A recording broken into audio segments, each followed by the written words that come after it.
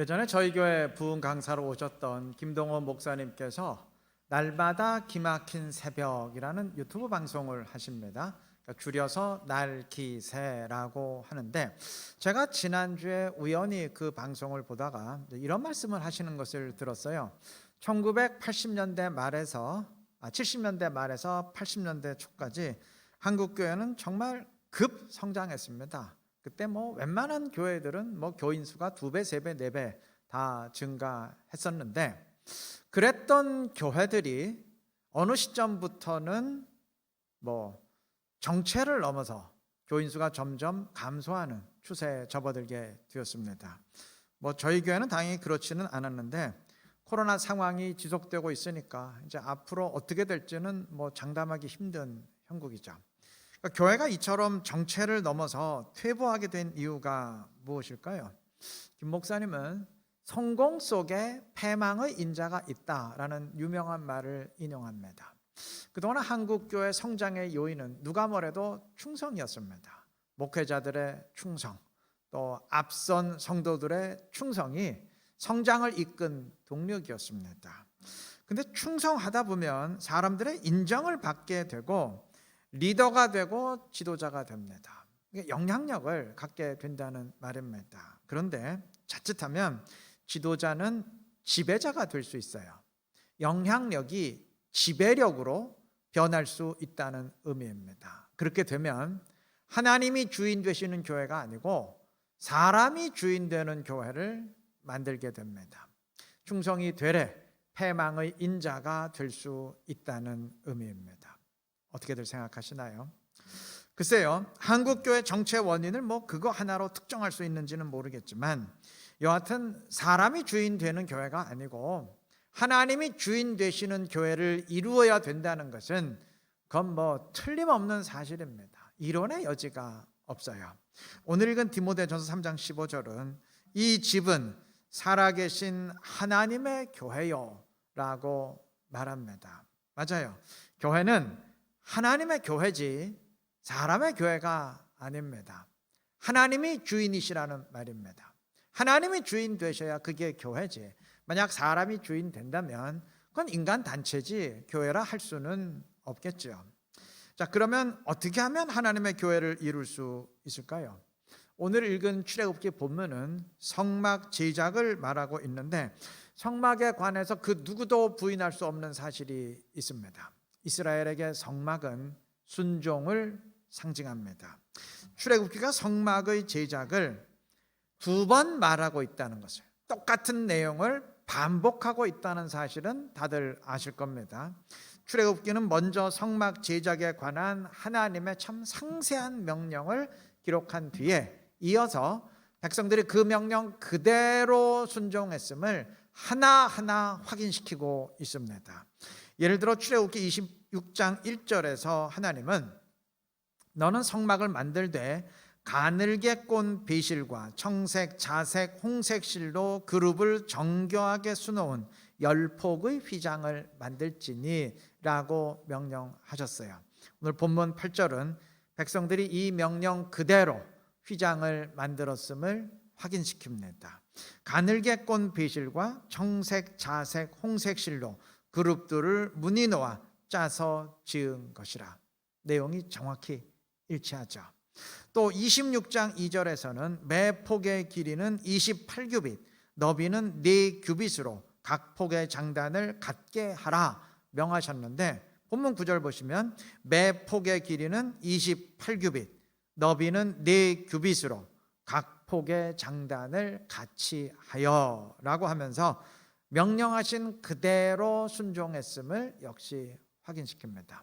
시간상 다 비교할 수는 없지만 계속 끝까지 이런 식입니다. 자, 그러니까 지나치다 싶을 정도로 상세한 성막 제작에 관한 내용은 따지고 보면 백성들의 빈틈없는 순종에 대한 증언이라 할 것입니다.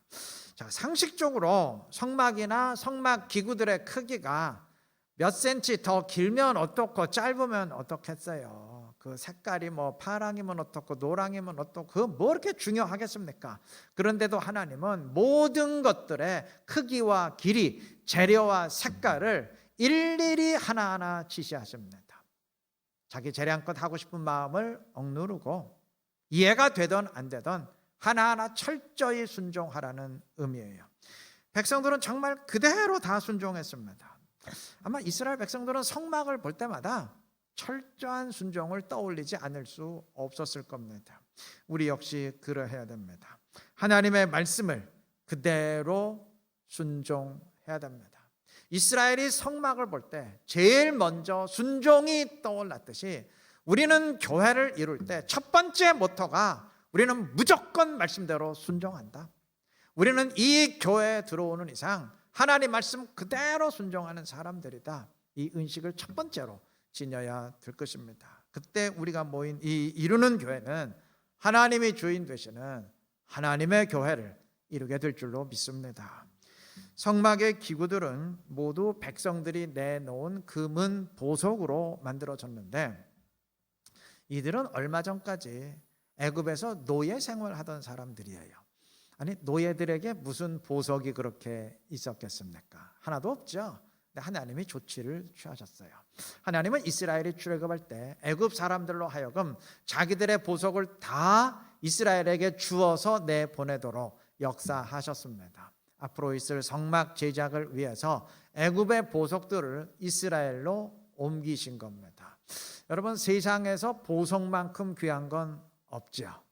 귀하지 않습니까? 그런데 아무리 보석이 귀하다고 해도 그것들이 원래 모습 그대로 성막에서 사용될 수는 없어요. 전부 불에 녹여진 뒤 하나님이 명령하신 모양과 규격대로 새롭게 주조가 되어야 됩니다. 성막이 교회를 상징한다면 그 성막의 재료는 교회를 이루는 우리 성도들을 상징할 터인데 우리 역시 그러해야 됩니다. 우리 역시 교회를 이룰 때 나의 원래 모습, 내 본성, 내 원래 성격 그거 그대로 가지고 교회를 이루어서는 절대 안 됩니다. 그건 인간 단체밖에 안 돼요. 내가 아무리 사회적으로 인정받는 존재라 할지라도 내가 아무리 내세울 것이 많은 정말 보석과 같은 존재라 할지라도 그 모습 그대로 교회에서 드러내려고 해서는 절대 안 됩니다. 성막의 재료들처럼 불에 녹여진 뒤에 주님이 명령하시는 새로운 모습으로 주조되어야 됩니다. 나의 주관, 나의 가치관, 내 본성, 나의 원래 사고방식, 내 원래의 인생 라이프 스타일 다 불에 녹여버리고 하나님의 가치관을 지닌 사람으로, 하나님 나라의 그 말씀의 가치관을 지닌 사람으로 새롭게 빚어져야 됩니다.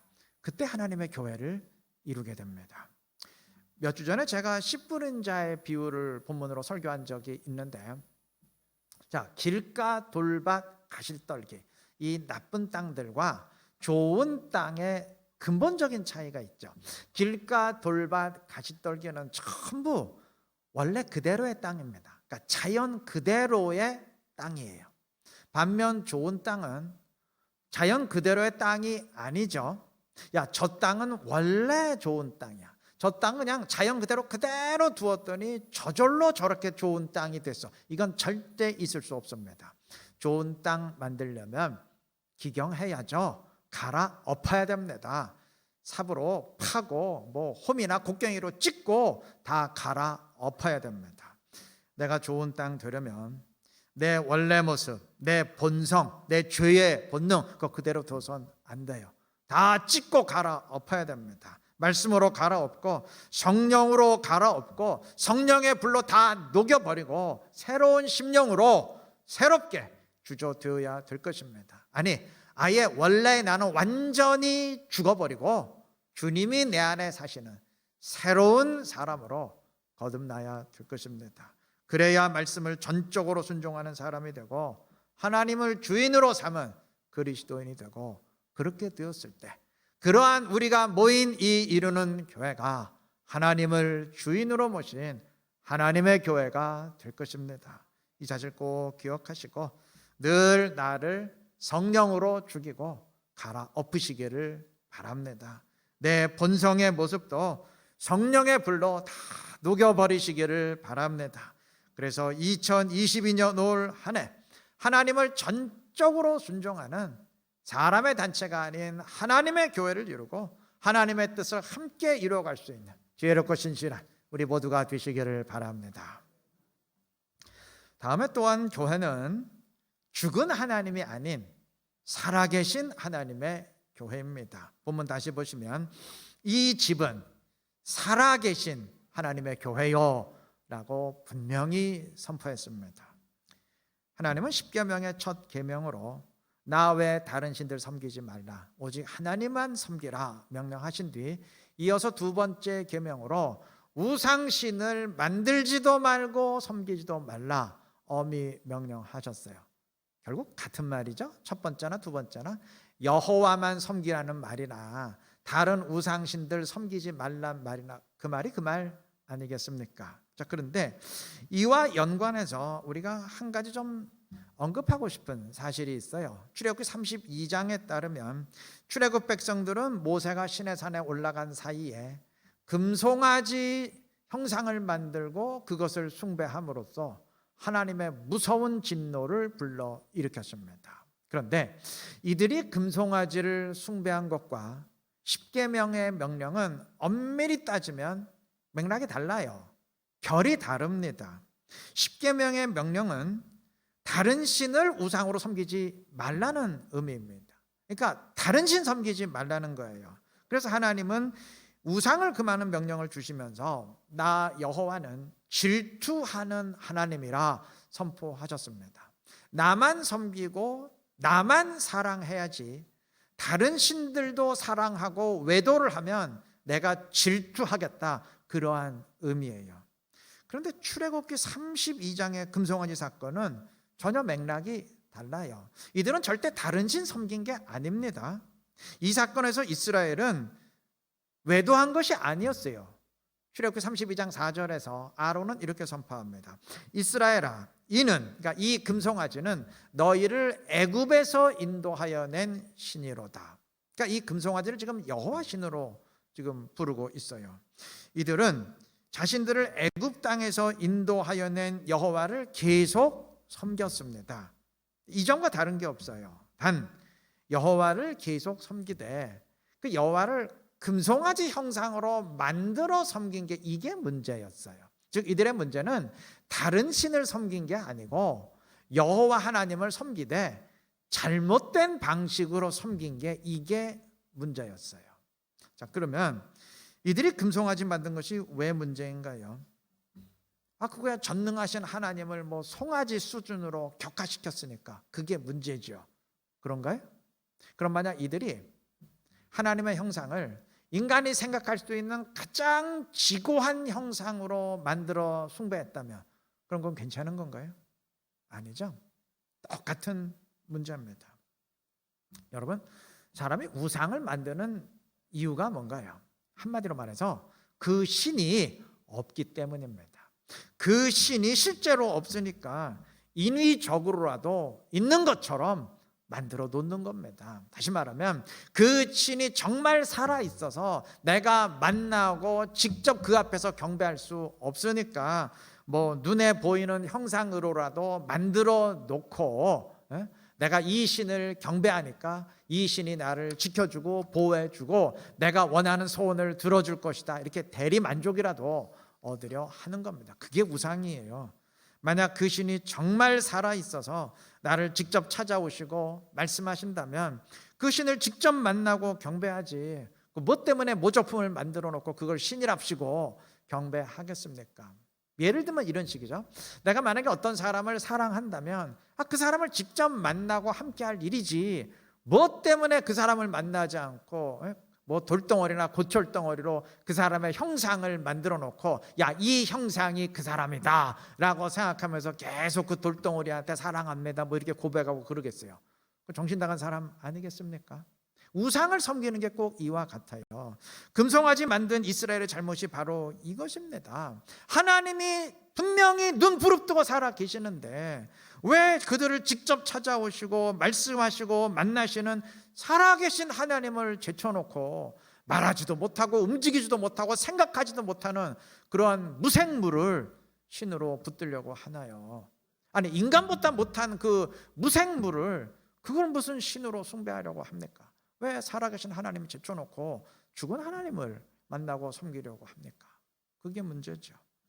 여러분, 우리도 자칫하면 똑같은 잘못에 빠질 수 있습니다. 하나님은 살아계셔서 우리와 직접 함께 하시는 임마누엘의 주님이십니다. 그런데 그 하나님을 직접 만나고 함께 하지는 않고 그저 2000년 전에 이 땅에 계셨던 주님만 추억하려 한다면, 그저 수천 년 전에 기록된 성경책에 기록된 하나님만 내가 묵상하려 한다면, 그건 말로만 살아계신 하나님을 믿는다고 고백하는 것일 뿐 실제로는 죽은 하나님만 섬기고 있는 것에 다를 바 없을 것입니다. 우리가 그래서는 안 되겠죠. 하나님은 살아계신 하나님이시고 교회는 살아계신 하나님의 교회입니다. 우리가 성령 하나님을 내 안에 모시고 함께할 때 우리는 살아계신 하나님을 믿는 그리스도인이 되고, 우리가 모인 이 교회는 오늘 본문 말씀처럼 살아계신 하나님의 교회가 될 것입니다. 물론 우리에게 주님에 대한 묵상도 있어야죠. 말씀에 대한 묵상이 있어야죠. 그러나 주님과의 만남이 있어야 됩니다. 물론 감동이 있어야 되지만 주님의 임재가 있어야 됩니다. 우리의 기도는 혼자만의 독백이 아니라 대화가 되어야 하고, 우리의 신앙생활은 혼자만의 발버둥이 아니고 주님과의 동행이 되어야 할 줄로 믿습니다. 이 사실 꼭 기억하시고 죽은 하나님만 믿는 껍데기 신앙 이제는 벗어 던지고 살아계신 하나님을 믿고 살아계신 하나님과 함께하는 살아있는 믿음 지니시기를 바랍니다. 그래서 살아계신 하나님과 함께하며 하나님의 역사를 함께 체험하고 함께 이루어갈 수 있는 지혜로 겉벅대 우리 이루는 게 모든 성도님들 되시기를 바랍니다. 디모데전서 본문 다시 보시면 이 집은 살아계신 하나님의 교회요 라고 한 뒤에 바로 이어서 진리의 기둥과 터니라 그랬습니다. 진리는 당연히 하나님의 말씀이죠. 그러니까 교회는 말씀을 지탱하는 기둥이 되고 터가 되어야 합니다. 아마 이 말씀 들으면서 좀 이상하다 하시는 분 있을 거예요. 아니 이거 반대로 말해야 되는 것 아닌가요? 아니 교회가 말씀을 지탱하는 게 아니라 반대로 말씀이 교회를 지탱하는 것 아닙니까? 아니 말씀이 곧 하나님이신데 하나님이 교회를 지탱하는 거지 무슨 교회가 하나님을 지탱한다 말하나요? 이럴 수 있어요. 말씀이 교회를 세우는 것이지 어떻게 교회가 말씀을 세운다고 할 수 있습니까? 하실지 모르겠는데 둘 다 맞는 말입니다. 물론 말씀이 교회를 지탱하고 세웁니다. 교회의 터는 말씀이에요. 바람에 흔들리는 나무가 넘어지지 않고 설 수 있는 것이 뿌리의 힘 때문이듯이 교회 역시 모질고 거센 세파와 풍파에도 말씀의 뿌리로 인해서 견고히 설 수 있는 겁니다. 그런데 그 반대도 사실이에요. 말씀이 교회를 세우지만 교회 역시 말씀을 지탱하고 세워야 됩니다. 이게 무슨 의미인지는 그 반대의 경우를 생각해 보면 쉽게 이해가 됩니다. 중세 타락했던 교회는 돈을 내고 교회로부터 공로를 사면 다른 사람에게까지 전달이 된다. 그러니까 설령 당신의 가족들이 지금 죄 짓고 지옥에 있다 할지라도 당신이 그들을 위해서 대신 공로를 사면 그 공로가 그들에게 전달이 되어서 즉각 지옥에서 천국으로 올라간다. 이렇게 선전하면서 공로를 돈 주고 팔았어요. 그게 소위 말하는 면죄부입니다. 이 정도면 이제 완전 사기꾼들이죠. 여러분, 이렇게 되면 이거는 말씀을 세우는 게 아니라 하나님의 말씀을 왜곡하는 거죠. 완전히 허물어 버리는 거죠. 오늘날 말씀을 교묘히 변질시키는 이단들 역시 말씀을 허무는 자들입니다. 말씀을 세우고 지탱한다는 것은 반대로 어떤 경우라도 말씀을 끝까지 수호하고 보호하고 지키는 것을 의미합니다. 하나님은 교회의 말씀을 맡기셨어요. 이 말씀이 변질되지 않도록 끝까지 수호하고 지켜야 될 줄로 믿습니다. 그런데 명심할 것은 이단들만 말씀을 왜곡하고 허무는 게 아니에요. 우리도 자칫하면 이럴 수 있어요. 사실 목사가 제일 위험합니다. 영어에 스핀 닥터라는 말이 있어요. 이게 정부의 여론 담당자를 일컫는 말인데 스핀 닥터는 물론 대중의 여론을 수렴하고 그것을 정책에 반영하기도 하지만 반대로 정부의 입장을 대중에게 홍보하고 설득하면서 여론을 조작하기도 합니다. 그래서 종종 여론 조작의 달인을 스핀 닥터라 말하기도 합니다.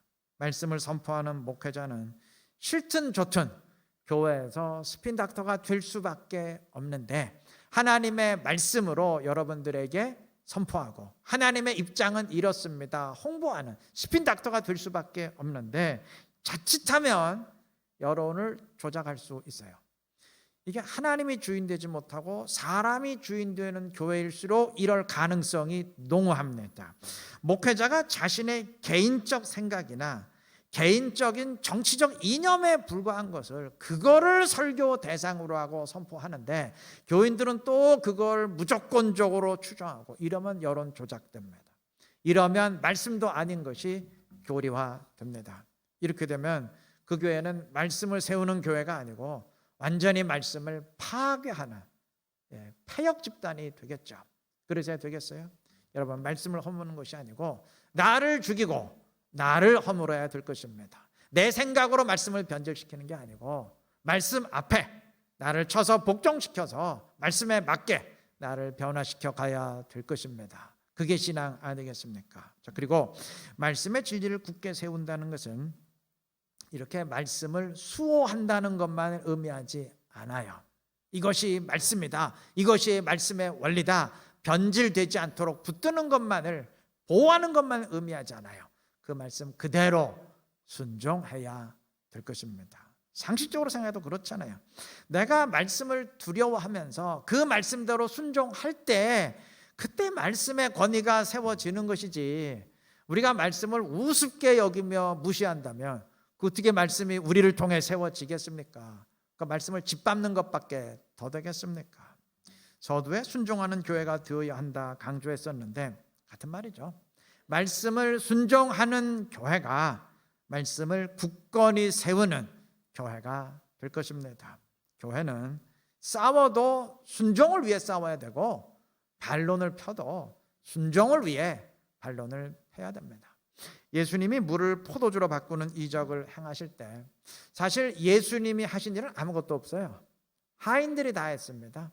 항아리에 물을 채워라 그러니까 하인들이 채웠고, 손님들에게 갖다 줘라 그러니까 하인들이 갖다 줬습니다. 그때 하나님의 역사가 일어났습니다. 하나님은 믿음의 순종을 통해서 역사하십니다. 우리의 순종이 있을 때 이루는 교회가 하나님이 역사하는 교회가 될 것입니다. 기독교가 로마의 국교가 되자 로마 병사들 전원이 기독교 세례를 받아야 됐습니다. 모든 병사들은 다 강해서 세례를 받았는데 이때 상당수의 병사들이 오른손을 물 밖으로 내민 채 세례를 받았다고 합니다. 내가 세례받고 기독교인이 되지만 칼을 쓰는 이 오른손만큼은 내 마음대로 한다, 이런 의미였습니다. 이거는 세례를 할 수 없겠죠. 이건 순종하는 사람이라 할 수 없겠죠. 여러분, 오늘 만약 우리에게 이런 태도가 있다면, 내가 예수를 믿기는 믿지만 그러나 이것만큼은 하나님의 뜻대로 하지 아니하고 이것만큼은 말씀의 원리대로 하지 않고 이것만큼은 내 마음대로 한다, 이런 식의 태도를 지니고 있다면 그건 순종하는 사람이라 할 수 없을 것입니다. 여호수아 1장 7절에서 하나님은 분명히 말씀하십니다. 오직 강하고 극히 담대하여 율법을 다 지켜 행하고 다 지켜 행하라 말씀하셨어요. 그 다음 8절에서 역시 강조하십니다. 그 안에 기록된 대로 다 지켜 행하라. 이러한 자세가 우리에게 필요합니다. 물론 우리 모두 불완전한 인간이기에 100% 순종한다는 건 불가능하겠지만, 그러나 전적으로 순종하겠다는 마음의 자세가 있어야 됩니다. 그러한 자세 꼭 지니시기를 바랍니다. 그래서 올 한 해 철저한 순종을 통해서 사람의 대간체가 아닌 하나님의 교회를 이루며 말씀의 순종을 통해 주의 뜻 드러내고 주님의 영광 더 충만히 드러낼 수 있는 지혜롭고 복된 우리 이루는 게 모든 성도님들 되시길 그리스도의 이름으로 축원합니다.